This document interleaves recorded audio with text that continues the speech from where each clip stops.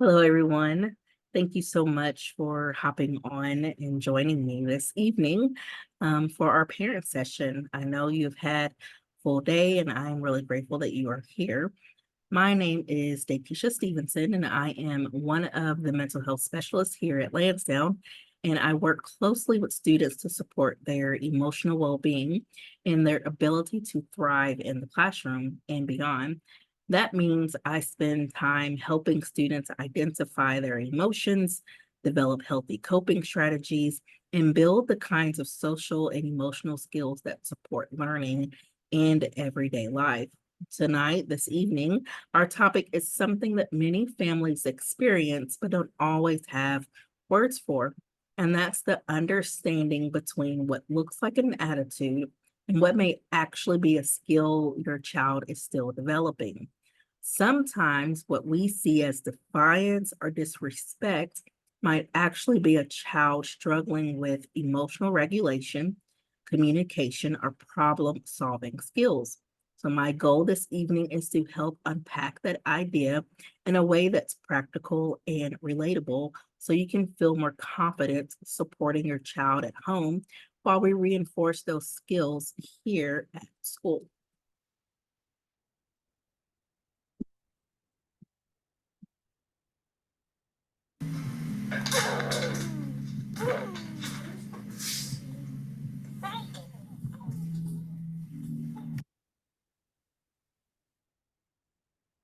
So, what is executive functioning? Have you heard those words before? Executive functioning is basically the brain's management system. Think of it like a CEO of the brain, the part in charge of getting things done, handling emotions, staying organized, and shifting between tasks. It's what helps us pay attention, follow instructions, control impulses, manage emotions, remember what we're supposed to be doing, and stay flexible when plans change.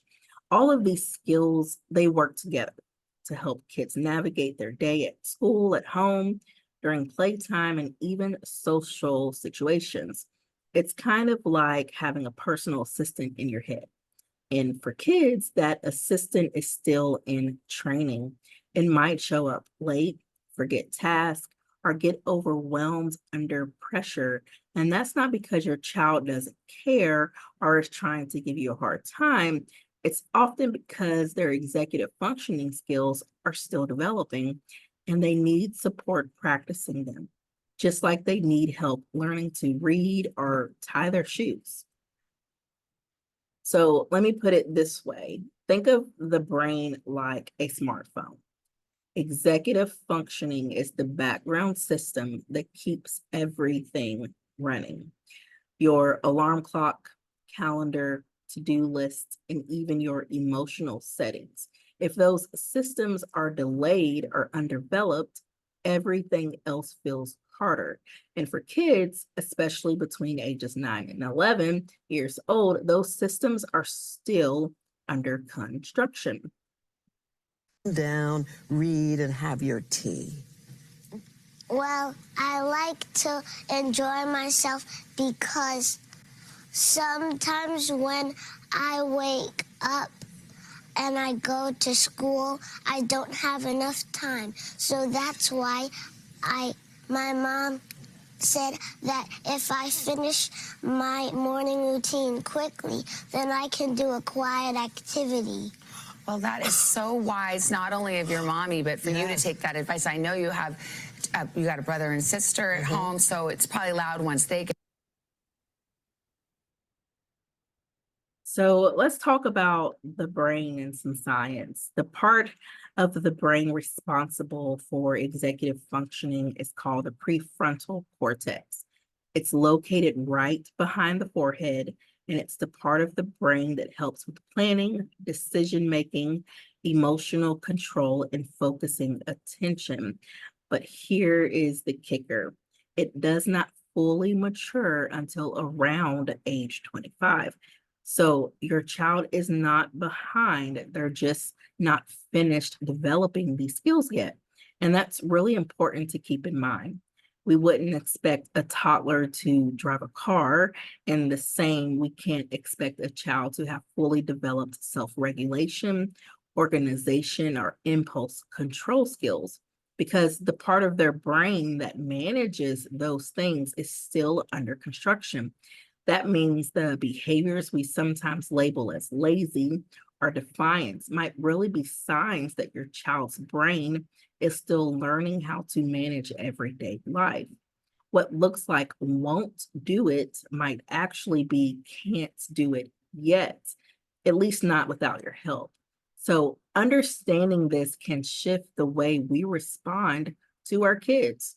Instead of seeing bad behavior, we can begin to see lagging skills, and that opens the door for more patience, support, and teaching moments that actually may help them to grow. So, how executive functioning challenges show up? Here are a few common signs of executive functioning struggles, and I'll tie them to things that you may see with your child.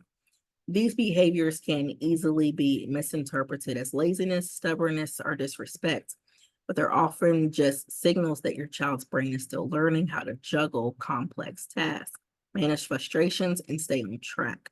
So, number one, impulse control issues. This is one of the most noticeable areas where executive functioning shows up. Interpreting conversations, even when they know it's not the right time. And I take that back, interrupting conversations, even when they know it's not the right time. Blurting out answers in class instead of raising a hand. Touching things that they should not, even though they've been told not to touch it. Acting before thinking, like running in the hallway or grabbing something from another student. It's not always about defiance. Often they know the rule, but their brain hasn't yet developed the pause needed to stop and think first. Number two, difficulty shifting focus or transitioning. Changes in activities or routine can sometimes overwhelm kids when they're still developing flexibility in their own thinking. So this shows up as meltdowns or emotional outbursts when it's time to stop playing and line up, struggling with transitions from recess or lunch to classroom learning, strong resistance or whining when asked to leave a preferred activity like a video game or drawing. Their brain wants to keep doing the fun or familiar thing, and it hasn't yet built the skills to shift gears smoothly. Number three, trouble following multi-step directions. Even simple routines can fall apart if a child's working memory and planning skills aren't fully developed. You say, get your shoes, your coat, and your backpack, and they come back with just their coat or nothing at all. You might feel like you're repeating the same instructions every single day and wondering why they just don't stick. It's not that they're ignoring you, their brain might literally lose track of the steps midway through. Number four, forgetfulness and disorganization. This is very common, especially as school responsibilities increase and there are more materials, transitions, and expectations. So leaving lunch boxes, jackets, or homework behind, misplacing books or assignments between school and home, forgetting routines like turning in a paper or checking a planner even after several reminders. Organization, it's a skill. And many kids need support and repetition to build it over time. And number five, procrastination or task avoidance. This can be frustrating for adults, but what looks like won't do it is often just, I don't know how to yet. Saying, I don't want to, or this is boring when the task feels too big, confusing, or overwhelming. Avoiding chores or homework, not because they don't care, but because they're unsure of how to break the task into smaller steps or stay focused long enough to complete it. Many times, resistance is really a sign of anxiety or skill gaps. So, these are not signs of a bad attitude. They're signs that your child is still learning how to manage time, focus, and emotion. And when we understand that, we can move from frustration to compassion and start giving kids what they need to grow. Some supports, routines, and practice over time can make a big difference in helping them develop these essential life skills. So let's talk about the real roots of outbursts, these big emotional responses. So let's talk about this. So you might see this. They're told they have to redo a class work assignment. Their friend doesn't want them to sit with them. They may make a mistake and can't let it go. A teacher corrects them and they burst into tears, or they argue back and forth with their teacher. These emotional moments often feel way bigger than the situation. But that's not because your child is dramatic. It's because the emotional center of the brain, the amygdala, kicks in before the logical part can catch up. And guess what? This thing that helps them regulate these big feelings is executive functioning. So if your child's executive skills are still developing, that emotional flood doesn't get calmed down so easily. So what it looks like versus what's really happening. These are the thoughts or judgments we as adults have when we see certain behaviors.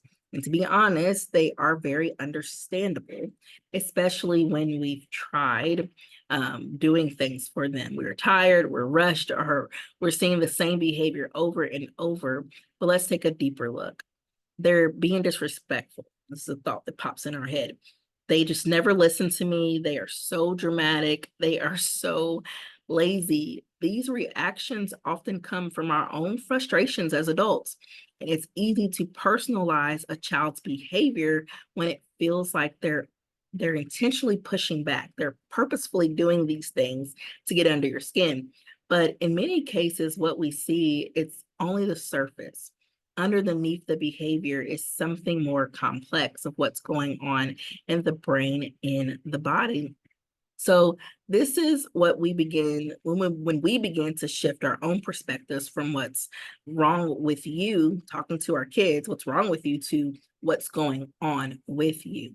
These underlying messages are often unspoken, but they're at the heart of so many challenging behaviors. So this task is overwhelming. I don't know where to start. Sometimes kids shut down or act out because they feel stuck. The assignment might feel so hard or too long or too confusing. Instead of saying, I'm overwhelmed, they might roll their eyes, complain, or refuse to begin.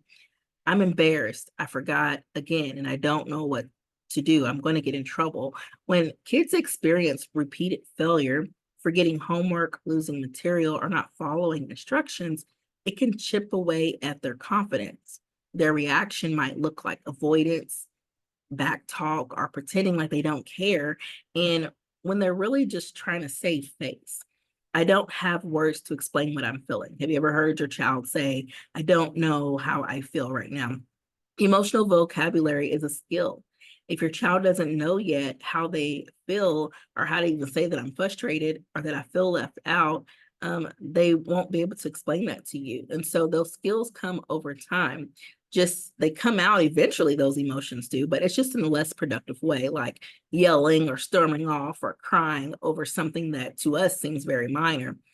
And I'm stuck and I don't know how to shift gears. Transitions are hard, especially when a child is enjoying an activity or when something unexpected happens.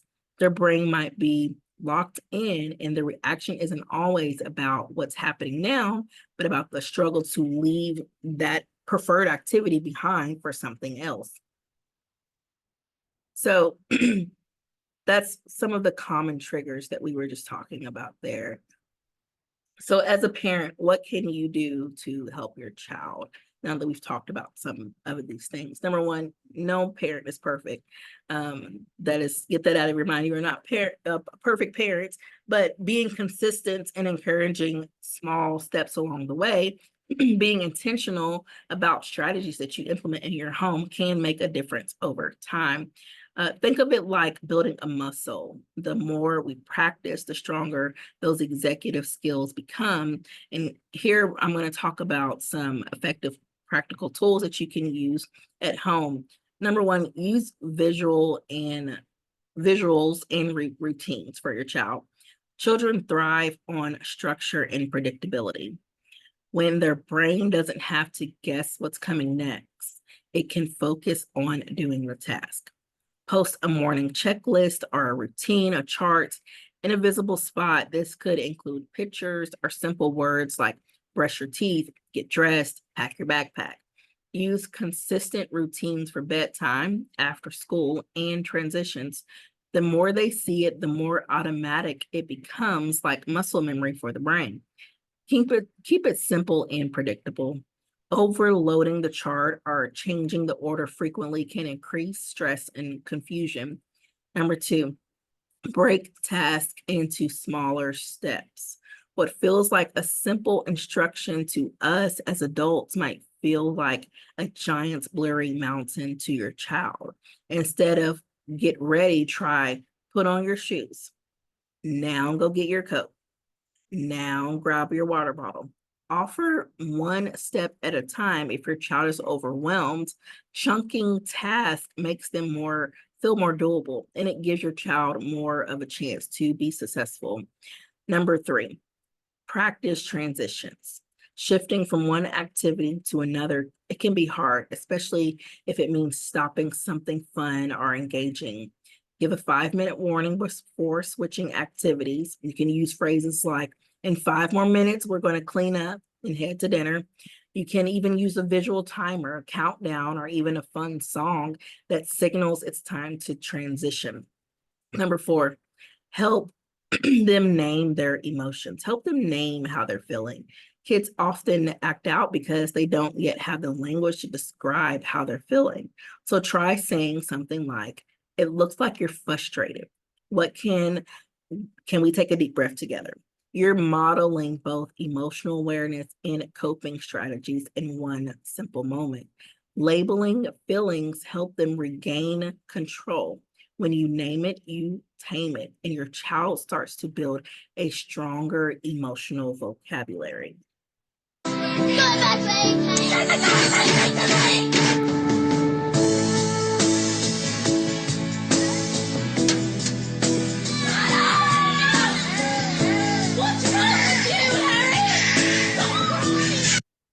Pay attention to that video. Those kids were modeling their parents' behavior. So stay calm during emotional storms. When your child is falling apart, your calm is like an anchor in the chaos. Your calm is their calm. So even if you're frustrated or overwhelmed, speaking softly and moving slowly can help de-escalate things. Try not to meet their big feelings with your own big feelings. This doesn't mean that you are letting go of your boundaries as a parent. It just means delivering them with empathy and composure. So celebrate effort, not just the results. Progress and executive functioning often happens in small, hard to see ways, but every step counts. So I saw you pause before reacting. That's huge. You want to praise your child during this process of self-control. You remembered your jacket today. Nice work. These small wins build confidence and reinforce the brain's connection that lead to lasting habits. Bottom line, you are not expected to do this all at once. Pick 1 or 2 strategies that feel doable for you and your household and start there. Your support, especially when things are hard, sends a powerful message. It tells your child, I am here and I believe in you as they grow. So as we close, I want to encourage you. If you've been worried that your child is behind or struggling or giving you a hard time, please know that you're not alone. Okay, number one, and that they're doing the best that they can with the tools that they have. And so are you. You are doing the best that you can as well. And so every child, they're on their own timeline. when it comes to developing executive functioning skills, and that timeline doesn't always match our expectations or the demands of the world around them, but that doesn't mean that they won't get there. Growth takes time, practice, and a lot of support along the way. And the fact that you are here right now this evening listening and learning, possibly asking questions in the chat box, tells me that you're already doing one of the most important things as a parent that you can do. And that is showing up and caring and being willing to grow alongside your child. Kids aren't born knowing how to manage time, control emotions, or stay organized. Those are skills that we all have to learn. It's our job to walk beside them, model patience, and teach them what to do when things feel hard. And you don't have to do that alone. If you ever want to talk, if you have questions for me as the mental health specialist here at school, you can definitely reach out to me. You can refer your child to counseling services here at school, and even outside of school, we can help with that referral. I post on Dojo the parent referral link. You can click that, fill in the information, and give me 24 to 48 hours to get back with you. And we can establish some care here at school to start helping deal with some of these concerns that you may have as a parent. Thank you so much for joining me this evening. I will be posting a survey on Dojo. If you could fill that out after you have completed this training with me, so that I can get some feedback for how this is going and maybe some ideas of other topics you would like to be discussed. You all have a great evening.